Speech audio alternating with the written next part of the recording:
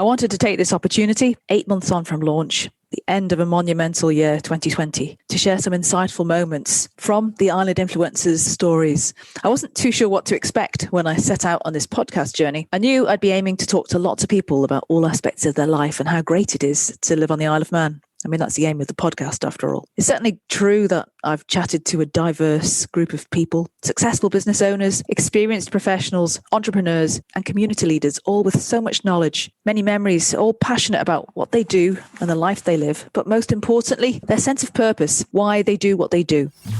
Welcome to Island Influencers, where we share stories of successful business owners, experienced professionals, entrepreneurs and community leaders based or with influence in the Isle of Man. This podcast is brought to you by Thornton Chartered Financial Planners, because great financial planning has the power to change your life. Now here's your host, Chartered Financial Planner Sharon Sutton.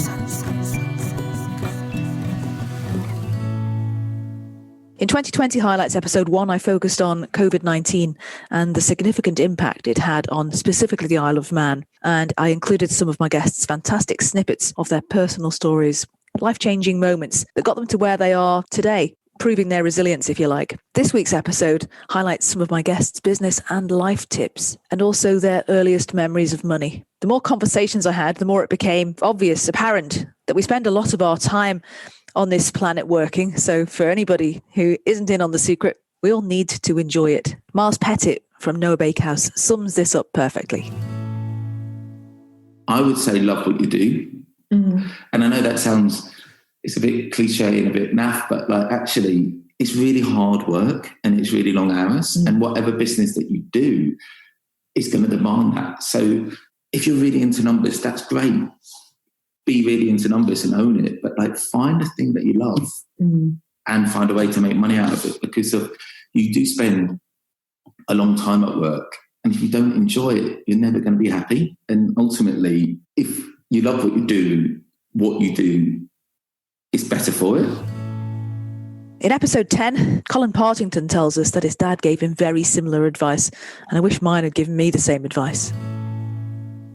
Don't you think I really am privileged to be able to make a living from something that I really enjoy doing? You know, it's something my dad always said to me. He said that if you don't enjoy what you're doing, just go and do something else, because life's too short and you've spent far too long at work not to enjoy it. If you're resenting going to work, then you've just got to do something else. And it was good advice. Gail Yowell has such passion, and it shines through our conversation. I found this infectious. She absolutely loves running her business, Smart HR, and understands the importance of people, treating others with compassion and respect the way you'd want to be treated. And I totally agree with her. Sometimes it's easy to forget when everything's going smoothly day to day. For us at Thornton, during lockdown, our team daily Zoom calls really meant everything to me. For example, my business family is so important, and I just don't tell them enough. I've never had a day where I've woken up and gone, oh, I've got to go into work today. You know, I just absolutely love it. So I think if you're able to do a job that you're passionate about, then it's great. Your business, rests on the quality of your team and the people that you have. Dave McLean, pharmacist, entrepreneur, and multiple business owner, agrees. He told me, I always felt that the most important thing was to treat your staff well. They are crucial to your business. He's so right. And I haven't forgotten Bob Jevons' very valid point in my first ever episode. He says we should recognise that everybody within our society, everyone has gifts, everybody has abilities, everyone has worth and value. And actually we all start off at the same level, and in the end we all finish in the same position. So perhaps getting our value more aligned with our values is where society's going wrong. And that's directly indicated by Dr. Fenella Bazin, who is incredibly passionate about the continuing pay gap. One of the things that I like about Scandinavia is the gap between the wealthiest and the poorest in the society is the narrowest in the world. And I'd like to see that happening in the island, because I think there is quite a gap at the moment, a bigger gap than there should be. I know it's inevitable that there will be a gap, but I suspect that people who are lower paid are doing jobs which are vitally important to us, but they're not getting the recognition for it. And I think that's important, that people should get recognition for whatever job they're doing. If it's a valuable job, whatever level they're doing it at, they should get recognition for it and reward. Lee Morris, in episode 13, tells me how he loves helping people learn. If I can inspire someone or enable them to do something better or to take a step up, that's very cool, he says. And I wholeheartedly agree with him. Jana Hosthouse, managing director of Robinsons, talked candidly to me about how no 2 days are the same, and that was especially true during COVID. How does she manage her work-life balance whilst raising 2 boys? She has a great mantra from growing up in a family business of, you must learn from your mistakes, adapt, and give everything a go. People will always say to me at work, you're always so happy and you're always smiling, and don't bring your shit to work for everybody else. You know, you've got to you have to be, there's a big thing about how you are will pass off quite quickly, isn't it? Yeah. And it's a good tip. Yeah, I think you just have to be Face positive. The world with a yeah. smile. Yeah. Adam Owen, Curriculum and Training Director at Next Gen Planners, and Paul Hotchkiss, Managing Director of Hotchkiss Associates, both respectively have some wise words for all businesses, whatever the size. If you can deliver an amazing service to a small number of people, if you're a small business, then you've got something that is sustainable. In terms of sub-points to that, it's about, as well, not trying to be everything to everybody. Yeah. Which is, I know, a subset of the niching element, but so many businesses lose sight of the thing that makes them successful in the very early stages. I think the thing to do with any business is resilience is important. You've just got to keep on going. And, some people will be making very hard decisions throughout this process, but we will come out of it. I think there's a question you've got to adapt. There's no doubt about it. Adapting and being resilient, both of those are things which you need to remember. Things will get tough. So doing it with a smile on your face as well. Jill Marples, who's director and head of Integra Life International, her biggest tip is to make sure that you communicate with people. And if there are problems, you communicate to get them sorted. It's absolutely vital. From a practical perspective, Jackie Bridson told me that her mantra is, always look at the bottom line. And this is a little nugget of information for all those just starting out. Jackie had a little black book and she wrote down every single thing she spent and how much she had. Not relying on bank statements solely was key for her to know exactly where her money was for her business. She also knew exactly what she was spending. Connor Cummins advises on the importance of research. Do your homework, because I definitely think you can rush into a lot of things. And if you haven't put a lot of thought into it, there's a good chance it might fail. Very, very true. Dr. Brisha Madral provides her insight into opening up your world and your mind a little. Learning another language, I think, is good because it opens up your mind to the way different people think and to a whole lot of literature and culture that you wouldn't be able to access in the same way. Sarah Gartland in episode 16 offers a vital life lesson to go on and say yes to everything. I think if you say no, you close a door. And that's very Sarah. An opposing point of view might be some people say one door closes and another opens. And you can't always say yes. And it is hard for most of us to do this in practice. But we don't all have this belief. But you could do a lot worse than opening up yourself to saying yes more often, as both Sarah and Brisha say. I asked all of my guests what their earliest memory of money was, or if they could share any money lessons. Interestingly, many involve the role of a grandparent, not just their parents. And some grew up without understanding money at all. Adam Owen, president at the time of the Personal Finance Society, opened up to me about his receive money, spend money habit that he formed as a child.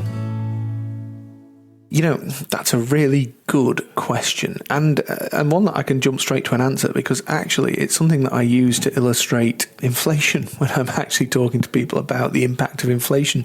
And it's one of those things I'm sure many people will recognise. My earliest memory of money was pocket money, of course.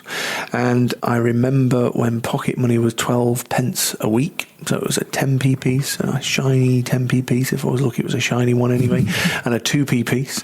And my dad would give me this 12 pence, and I would immediately go to the shop. I was like Charlie Bucket from Charlie and the Chocolate Factory. I would be straight into the shop and I would buy a Mars bar. So a Mars bar was 12p. Not a big bar of Willy Wonka's chocolate. There was none of that available, sadly. Otherwise, it probably would have been. And I would head back home, and every week, by the time I'd got back home, that Mars bar was gone.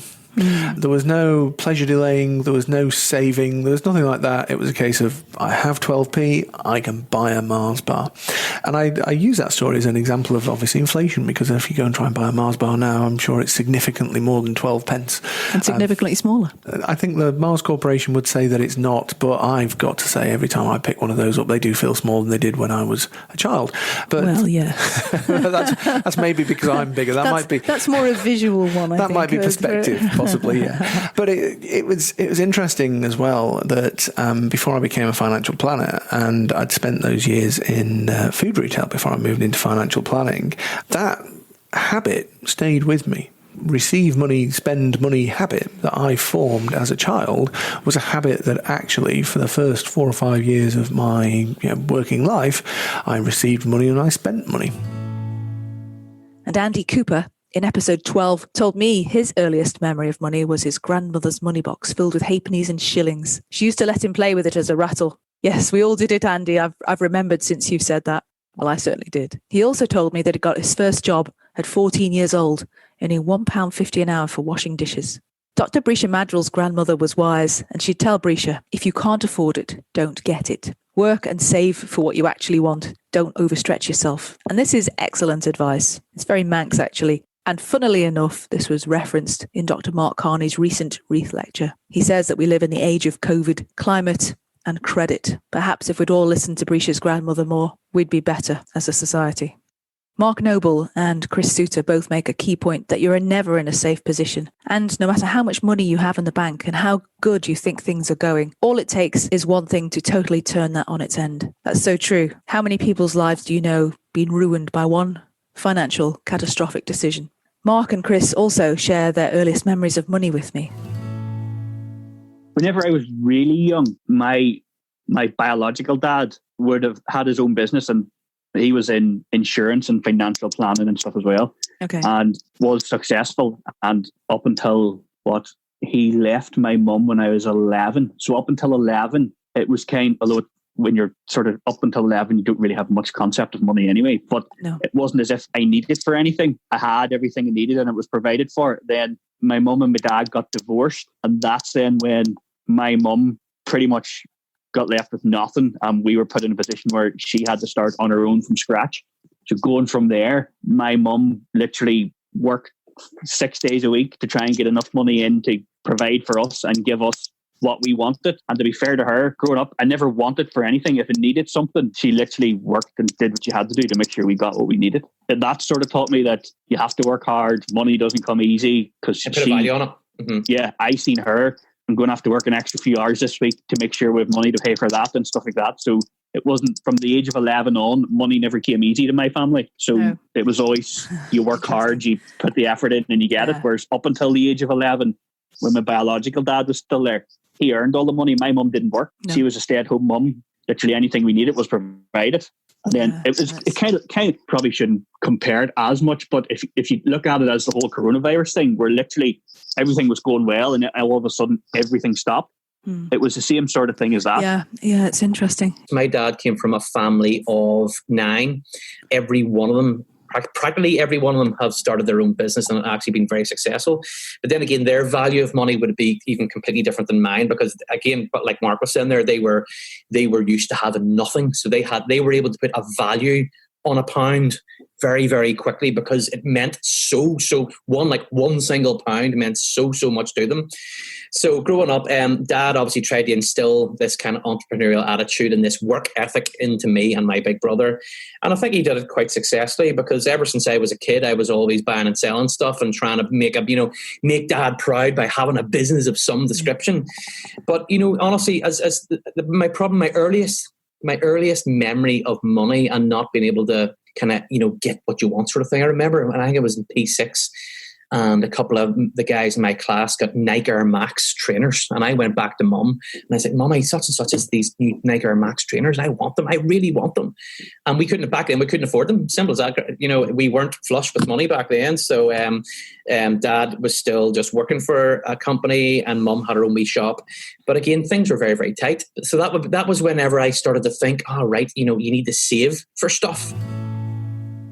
One of the earliest entrepreneurs I interviewed, Lee Morris, his dad used to grow vegetables in the back garden, and Lee would be selling lettuces or a bunch of spring onions for 10p a head on the side of the road. Then in the school holidays, in the autumn, he'd go spud picking, working 12-hour days, harvesting potatoes, and at the end of it, he'd buy lots of fishing tackle. Now that's a really good work ethic where you can directly equate the money you're earning to purchase something you really want. And at just 12 years old, Connor Cummins realised that to keep competing, he needed money. And without it, he couldn't keep racing. He told me to be able to fire the engine up, this requires money. And that money's got to come from somewhere. His parents worked very hard to allow Connor to further himself. And he's incredibly grateful to this day for it. Rebecca George confided in me that she grew up in a single-parent family where they didn't talk about money. She explained, we had a great childhood, but my mother was very private. She wouldn't talk to me about money. So I've become a bit more open with my children. They need to understand they can't have everything. Everything costs money. And I think this is such a great lesson for the next generation. Ravina Talbot, in episode 4, talks about growing up without any inherited wealth. Well, I grew up in a working class environment, no inherited wealth. I have never had a penny of inherited wealth. So everything I've had to work for. My earliest memory was jam jars. So we had jam jars, basically, and you had a jam jar for the electrician or the electricity, the coal man, jam jar for this, jam jar for that. The second earliest memory I've got is I was a child member of the Foresters Organisation, which I don't know whether you've heard of, but I have actually, It's a Canadian sort of mutual insurance sort of company. Foresters, it's one of the older ones. Yeah, I'm still in it, actually. But I started that sort of about, my mum and dad were in it, so I got enrolled at about 6, and they gave me a savings account. Mm-hmm. And then the other one I had was National Savings, where you got a stamp into a little book. Yeah. So I was brought up quite aware that money, didn't grow on trees, and the philosophy has always been if you could, well, it was then, if you couldn't afford it, you couldn't have it. Yeah. They didn't really have mortgages or debts. They tried to stay out of debt. The other thing that was interesting, and I've maintained this, is I was also, because I was brought up in a Christian family, I was also encouraged to give 10% of whatever I earn away, and I still do. I just feel that's been a blessing to me. I've had far more back than I've given away in many ways, and I include my health in that. So that's been quite interesting but good concept for me growing up. Martin Hall, one of the voices behind the M Word podcast, told me that as a child he didn't want for much, but when he started working he became money driven. I think as a youngster, looking at my childhood, I never really asked for much other than the odd bike, but I wasn't, I want a TV, I want clothes, so money never really had much interest to me, to be perfectly honest. And when I was younger, I never really used to go out drinking, etc. So I never really needed much. Obviously, my parents ultimately looked after me. I think when I then started working, I became a little bit money driven. And I suppose like a lot of, you hire people as well. It's like, when's my next pay rise? When's my next money? Because money, you just spend it as you achieve it. So, or as you earn it. So sort of late teens, I guess, as you start earning and go into a job, money becomes relevant. I think it also stresses you out. I find stress around money not so bad nowadays, but certainly those early days when you've got to pay rent, you haven't got much spare, you do want to go out a couple of nights out, you want new equipment for your bike. So that becomes a constant battle, I think, of not debt, but trying to stay, and I think in the modern world now, I imagine it's even worse. Everything seems to me to be a lot more expensive. So yeah. As I mentioned earlier, Jackie Bryson had a little book to write down every single thing she spent in the early days of her business. And Jackie also offered some excellent advice for the next generation and us parents. Being a consumer champion herself, she has more first-hand experience than most. And kids don't come with an instruction manual, do they? When people have done okay in life and you want to let your children have what you can afford to give them, if you know what I mean. And my daughter does have some nice things, but I also want her to understand that at some point she's going to have to stand on her own 2 feet. And I'd like her to understand now that, whatever she spends out, it's coming out of a block amount of money. So I've got her one of these preloaded cards. And I put money into that for her, and that's for her non-essentials. Okay. Yeah. And that's how we worked. Excellent. Yeah. Gail Yowell learnt so much growing up in a 36-bedroom hotel.